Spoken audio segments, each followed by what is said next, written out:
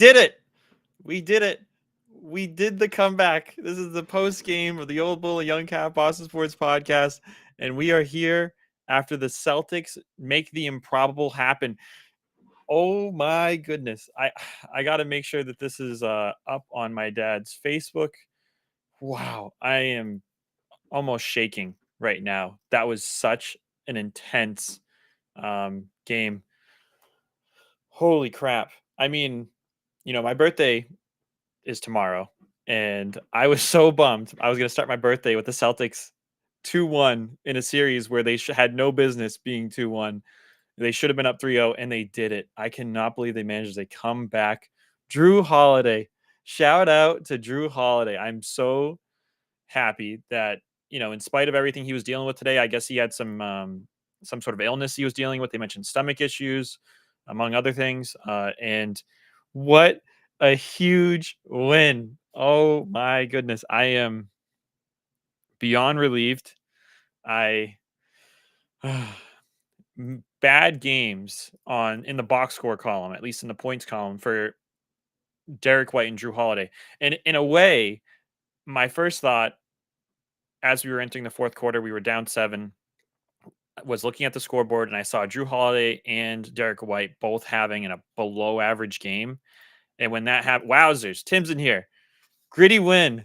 Oh my goodness.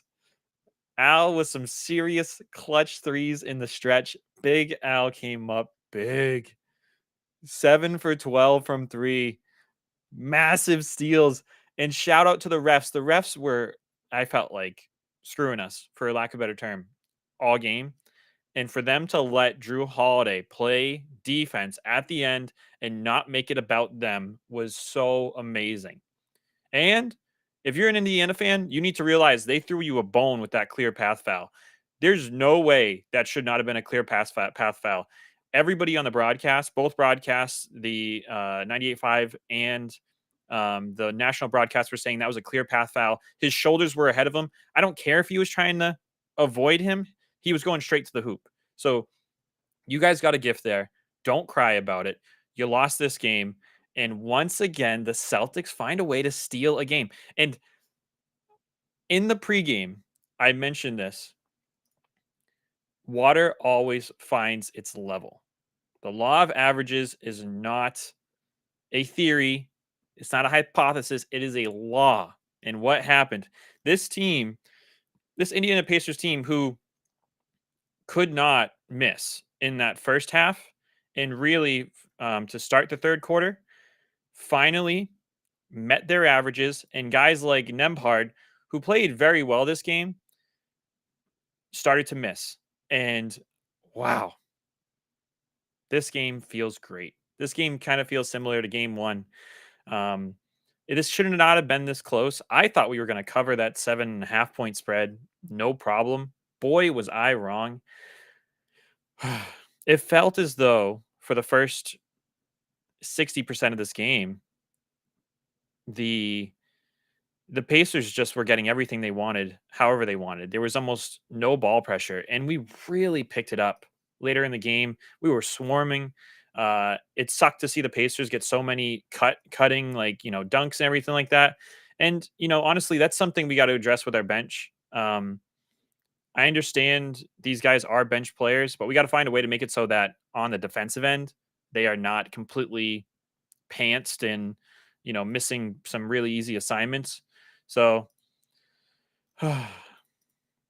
taking a nice deep breath, up 3-0, one game away from the NBA Finals. No injuries reported as far as I'm aware, which is absolutely major. Jason Tatum with another almost masterclass. Really shut up the haters.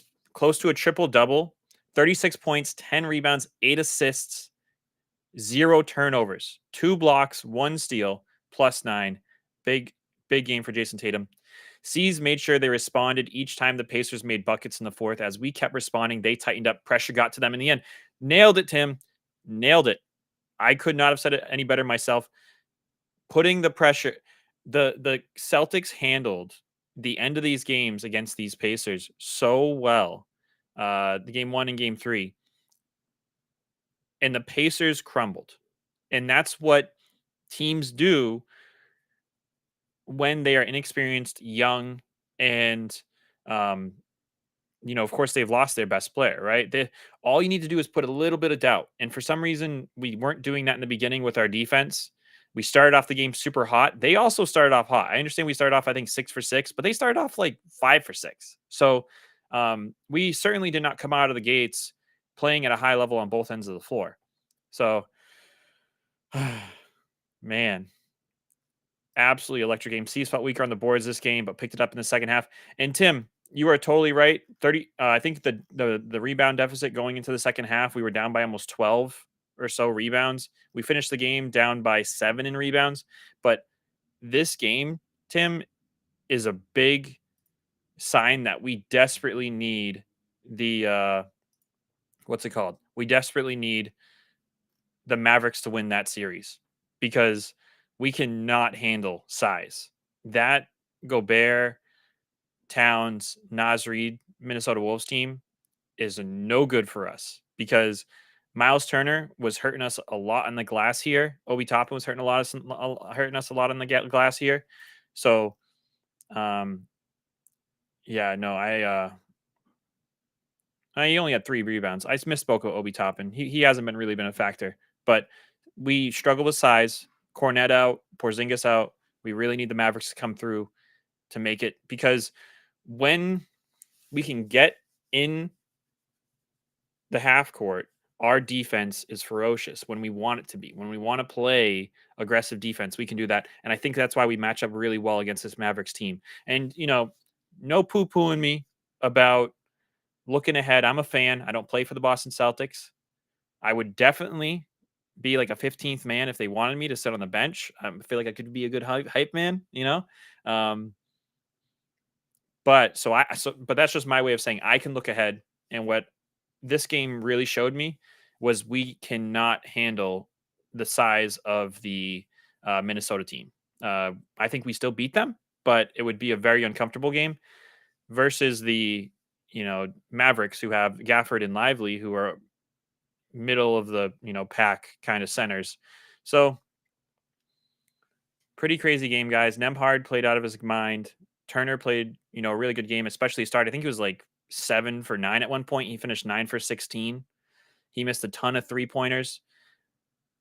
Free throws almost killed us. We were shooting 75% from 3, which was no good, of course. I'm sorry, not from 3, but from the line. Tatum with those 2 missed free throws early did not feel good at all. We owned them in the blocks category, 12 blocks to 1. Derek White with 4 blocks. No turnovers for Derek White. 7 turnovers for our team as a whole. Oh, man. Xavier Tillman, plus 12. He's got a steal, a rebound, and 2 points. You can't get mad at that. We've been asking for him to get some sort of minutes. Hauser's got to find out what his problem is. If the stage is too bright for him, that's fine, I guess. But he has not made a 3 this series. And I don't see there being any way we can give him minutes if he cannot hit a single 3-pointer because the lights are only going to get brighter here, guys. So my dad's not here, obviously. I don't know where he is. He's probably out thinking this Boston Celtics team's lost because he told me no spoilers. And when he went to go wherever he went, we were down by like 16 or 14. So my dad is going to come back and be very happy, just like me. I am so happy. What a great way to start my birthday. It must have been my wife's doing, right, honey? Yeah, she didn't want my birthday weekend to have that black eye on it. So thank you, honey, for pulling for the Celtics and making that happen. Thanks, Tim, for tuning in. I am going to end this here at about 10 minutes. I am going to enjoy my birthday eve with my wife and then have a good day tomorrow. We'll be back here on Monday to hopefully Cobra Kai sweep the leg, get our first sweep of this postseason, and put this Indiana Pacers away after another devastating fourth quarter blown lead for them. Go Celtics. Go Celtics. Good night, everybody.